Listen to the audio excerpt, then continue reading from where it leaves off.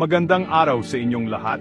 Tatalakayin natin ngayon ang nakakagulat na balita sa politika ng Pilipinas.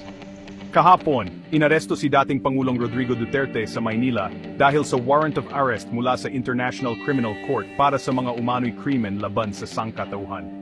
Ngunit mas malalim pa ang kwentong ito kaysa sa inaakala ninyo. Una, agad na dinala si Duterte sa The Hague sa Netherlands, nilaktawan ang tamang proseso na nakasaad sa Article 59.3 ng Rome Statute. Ito ay mahalagang bahagi ng batas ng ICC na nag-utos na ang isang inarestong individual ay dapat munang humarap sa korte ng kanyang sariling bansa para sa pansamantalang paglaya. Sa kasong ito, dapat ay nasangkot ang Korte Suprema ng Pilipinas. Pero ano ang nangyari? Isinakay si Duterte sa eroplano nang hindi man lang humarap sa lokal na korte. Ito ay isang malinaw na paglabag sa batas ng ICC. Ano ang ibig sabihin nito? Nangangahulugan ito na ang anumang kasunod na legal na aksyon at ebidensya ay maaring ituring na imbalido sa ilalim ng doktrina ng fruits of a poisonous tree. Sa madaling salita, kung ang pag-aresto mismo ay may depekto, lahat ng susunod dito ay maaring mapawalang bisa. Ngayon, dito pa nagiging mas interesante ang kwento. Pinag-uusapan ng mga tao ang mahinahong pagtanggap ni Duterte sa pag-aresto. Aniya, naiintindihan ko mga yan dahil trabaho nila ito, kaya humantong sa ganito. Ipinahihiwatig ng pahayag na ito na alam niyang mangyayari ito at hinayaan niya ito, hindi dahil wala siyang magawa, kundi dahil gusto niyang ilantad ang mga kahinaan ng PNP, ng ICC at ng Administrasyong Marcos. Suriin natin kung paano ito naging isang estratehikong hakbang ni Duterte. Una, sa pagpapahintulot sa PNP na arestuhin siya ng walang tamang proseso, ipinakita niya ang kanilang pagkabigo na sundin ang wastong mga legal na pamamaraan.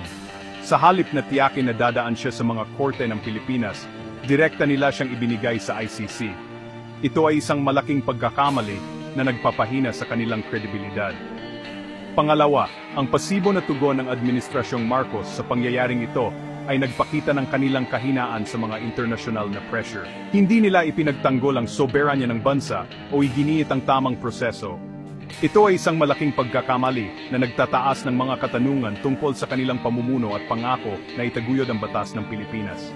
Pangatlo, ang tahasang paglabag sa Article 59.3 ay nagpapalakas sa argumento na ang ICC ay may kinikilingan at maaring gamitin sa politika laban sa mga leader na hindi taga-kanluran.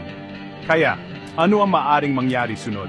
Maaring makialam ang mga bansang tulad ng Russia at China sa pamamagitan ng UN Security Council upang suspindihin ang mga proseso ng ICC laban kay Duterte, binabanggit ang paglabag sa Article 59.3. Kung ipipilit ng ICC ang kaso, maaring malaking dagok ito sa kredibilidad nito, lalo na kung ito ay titingnan bilang isang kagamitang pampolitika sa halip na isang patas na hukuman.